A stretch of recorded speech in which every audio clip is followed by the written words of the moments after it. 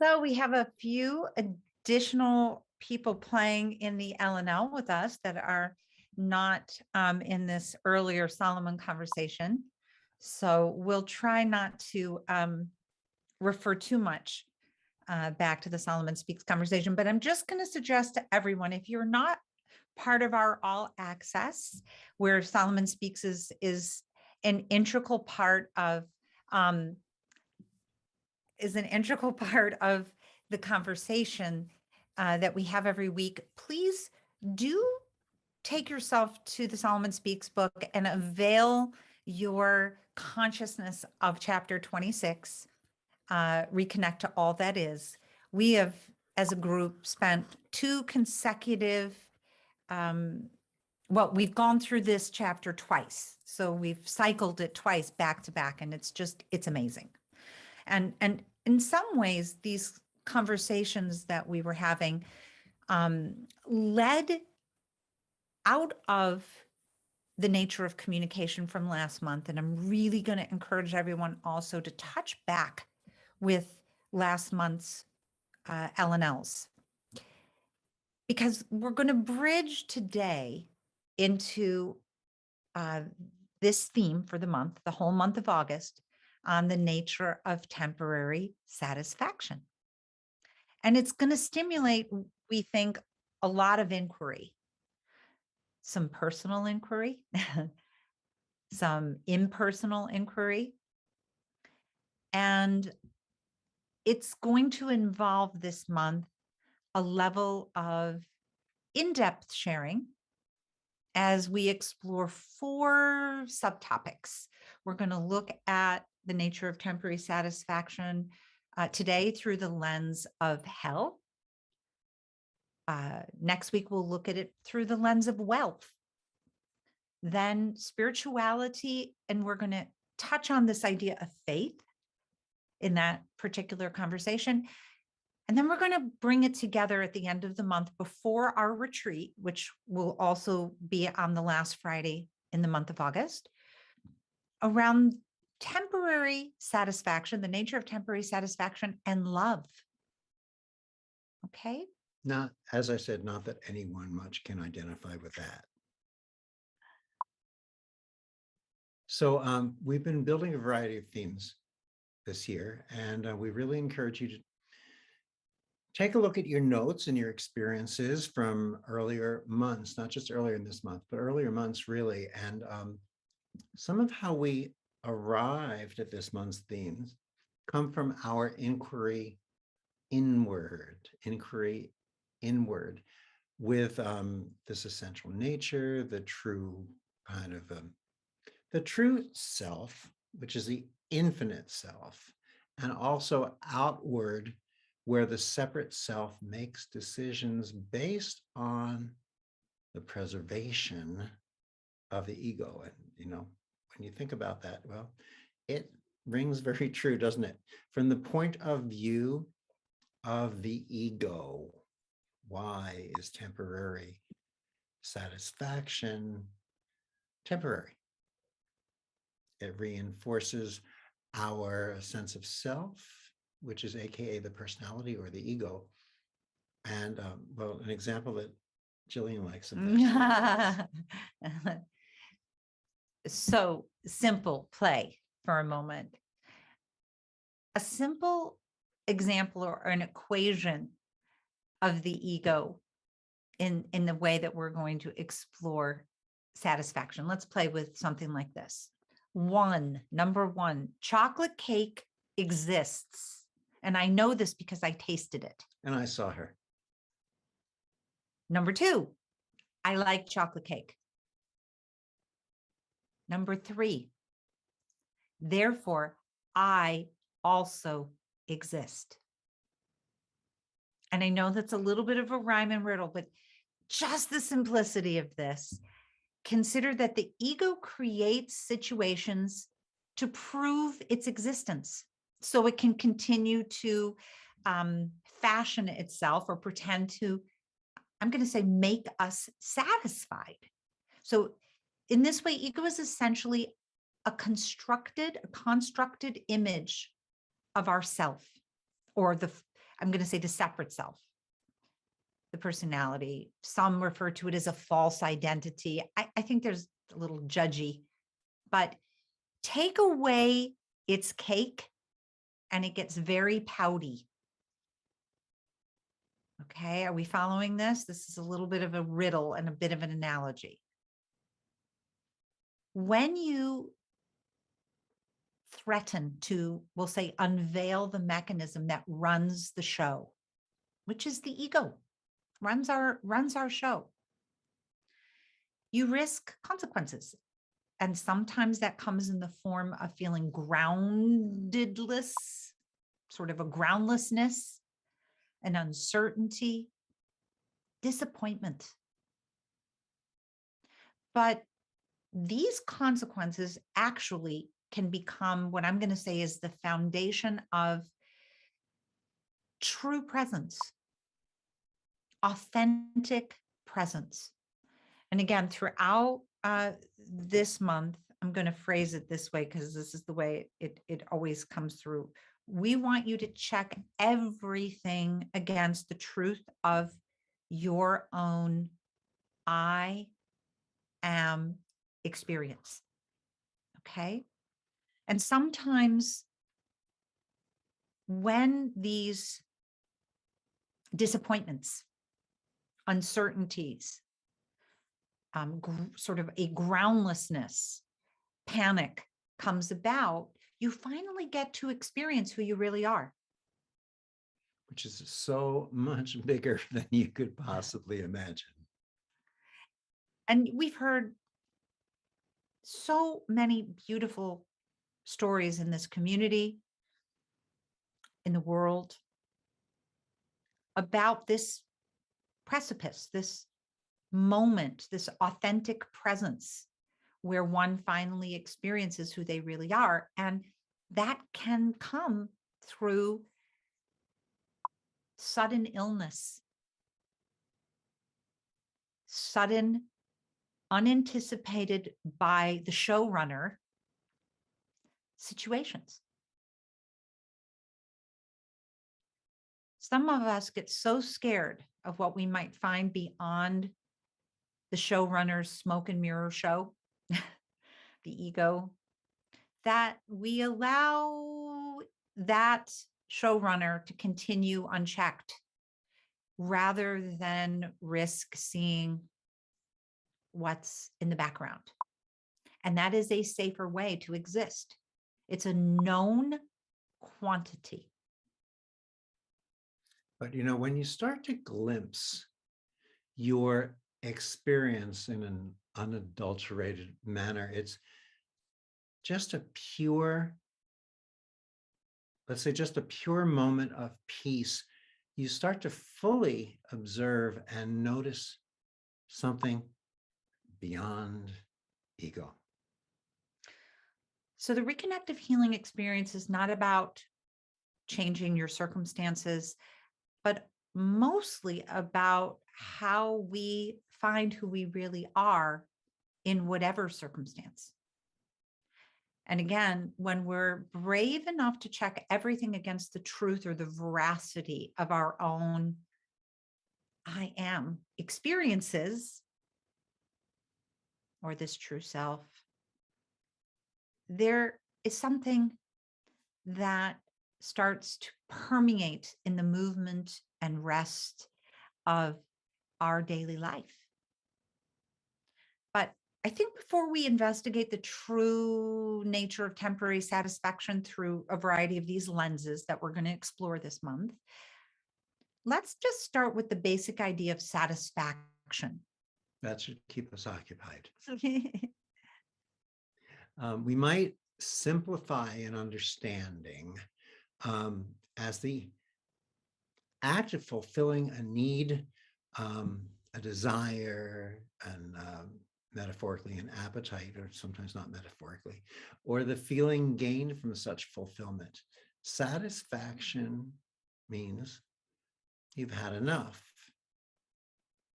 at least in that moment. We might also say we find satisfaction in life when we uncover our true purpose in being here. But often, in the pursuit of our own ideas of what will satisfy us, we never really quite find it.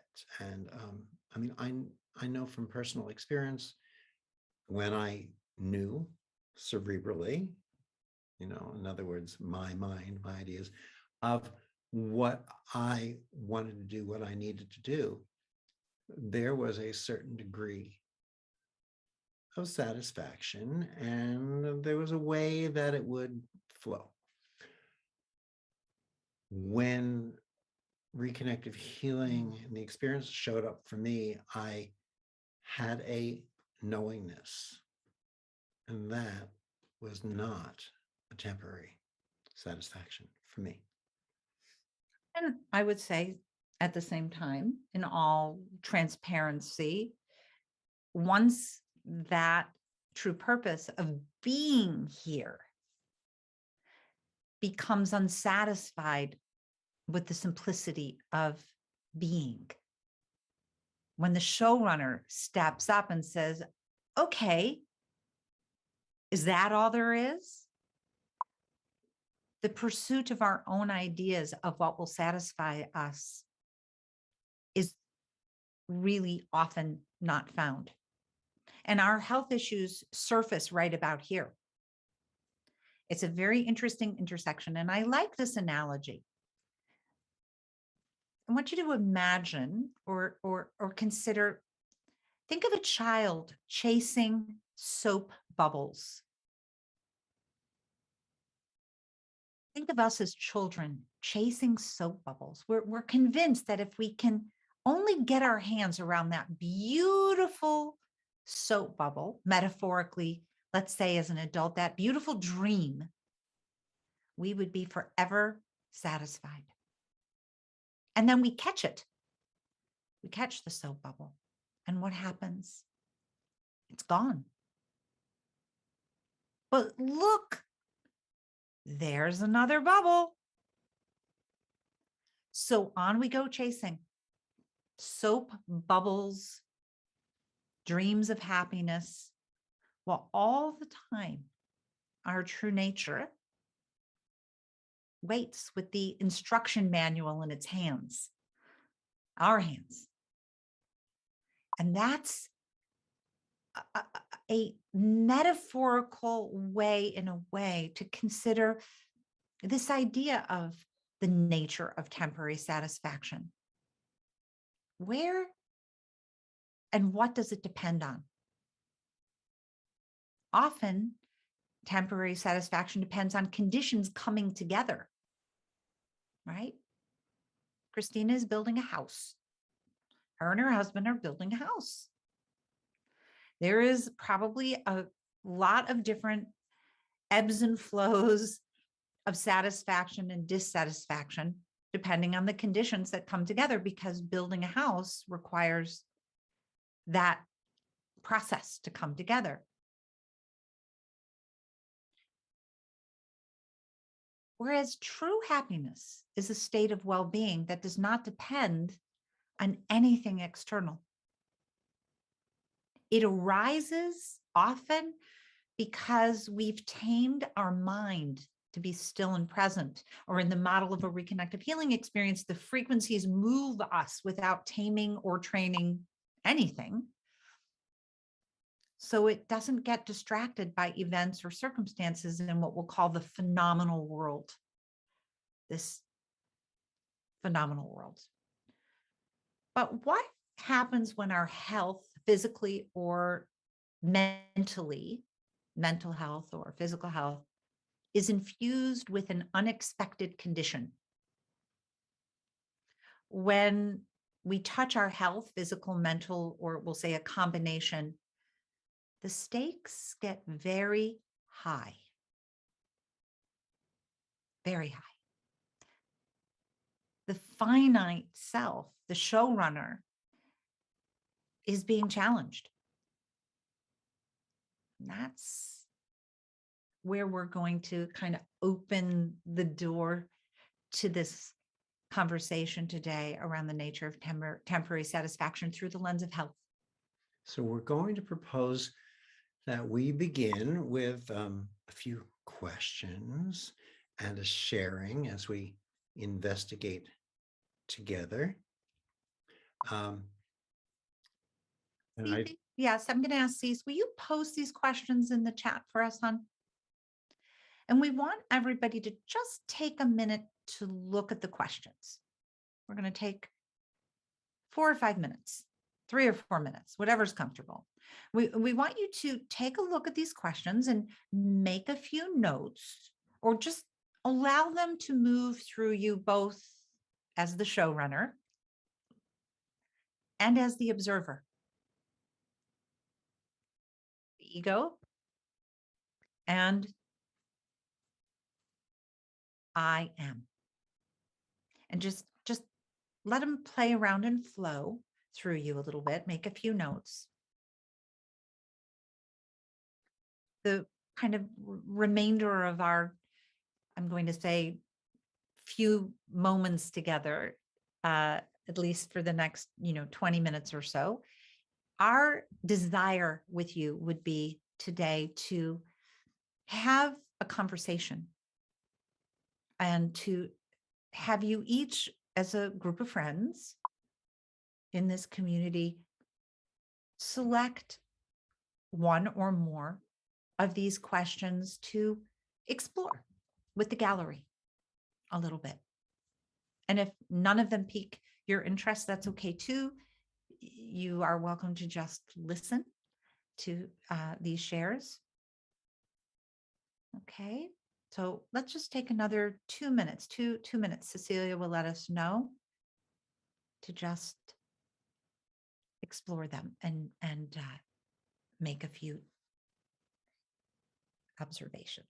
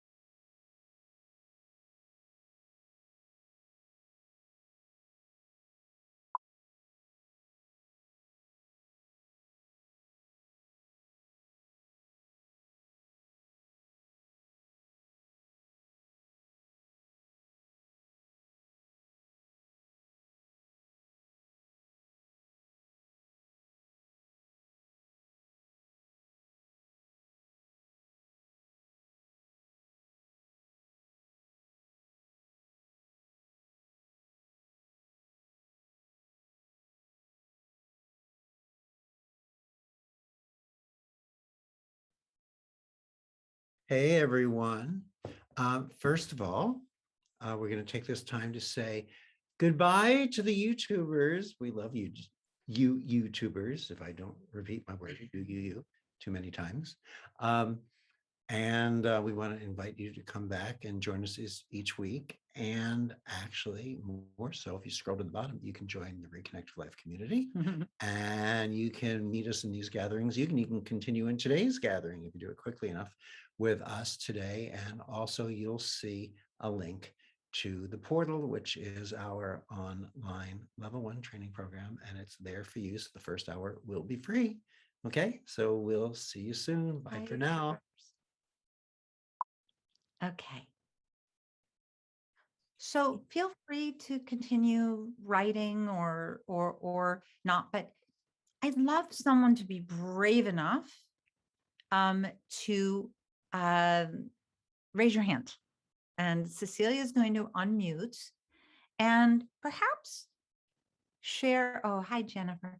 Awesome. Share, I would say, something in one of these questions, be it a story, question, or observation that comes to you. Jennifer, please unmute.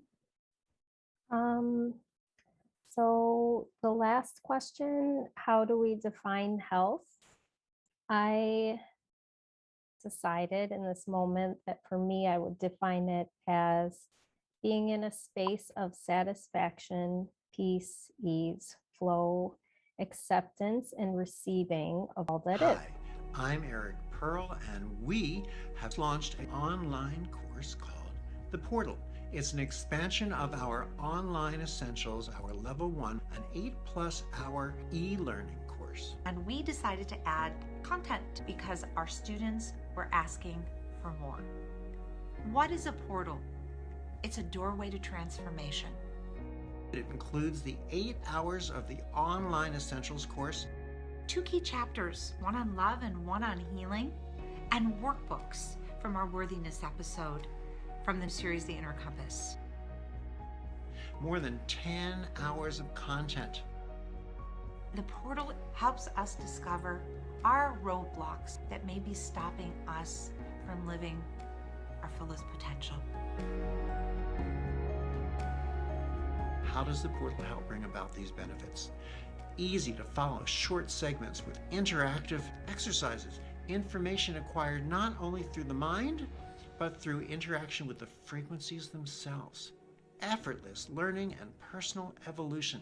It brings the possibility for instant transformation, healing, and the evolution of each and every one of us in our everyday lives.